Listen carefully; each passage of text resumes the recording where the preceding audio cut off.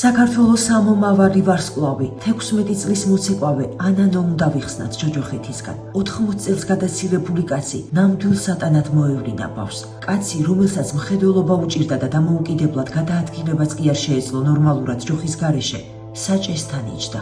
ანანო კი ცეკვის რეპეტიციიდან სახლში ბრუნდებოდა, მაგრამ ვერ დაბრუნდა. რეანიმაცია, დადუმებული ექიმები და ბოლოს ყველაზე საშინელი ფრაზა. გადარჩენის არანაირი შანსია. აქაც გითხრეს, რომ ძალიან მძიმე იყო და იმედს ვერ მოგცემდნენ ვერაფერს.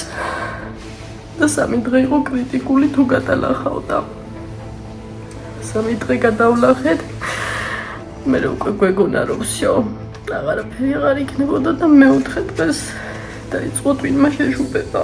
თუმცა უფლის ასწავლით და კვალიფიციური ქართველი ექიმების დამსახურებით ანანოს გულმა ფეთქვა არ შეწყვიტა. ქართველმა გმირმა ნეიროქირურგმა კი ნამდვილი სასწაული მოახდინა და ნახევრად მკვდარი ბავშვი ფაქტობრივად გააცოცხლა. თავზე ჩატარებული 2 ურთულესი ოპერაციის შემდეგ ანანო ხელმეორედ დაიბადა.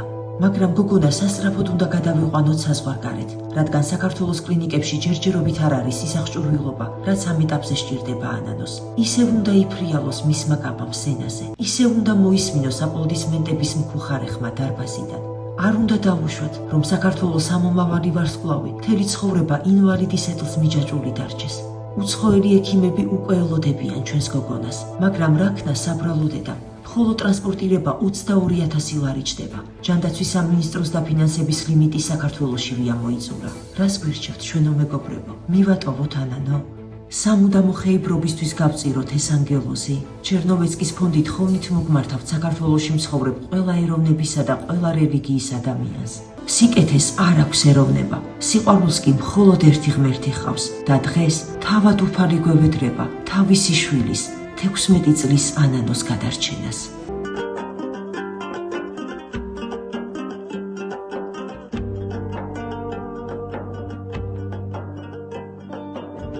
გადარიცხეთ ნებისმიერი თანხა ჩერნოვეცკის ფონდის ოფიციალური საიტის მეშვეობით.